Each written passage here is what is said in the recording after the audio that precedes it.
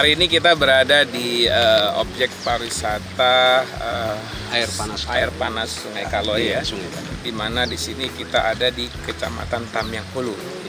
Di sela-sela kita melihat potensi pariwisata yang begitu indah di Kabupaten Tamyang.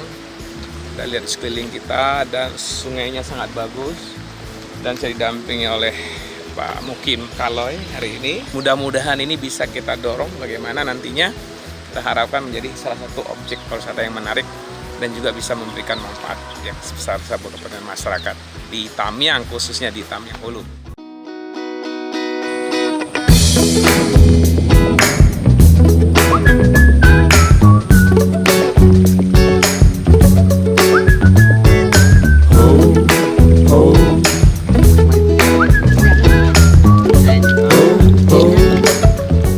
Ini memang hangat betul airnya, ini bagus saya lihat kan.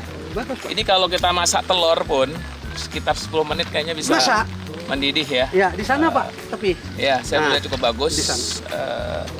Ini memang air belerang ini sangat bagus untuk kesehatan ya.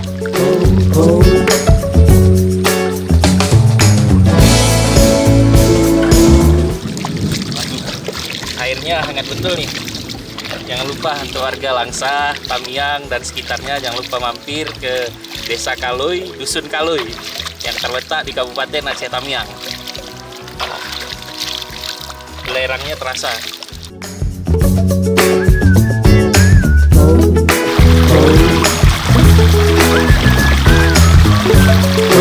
Oh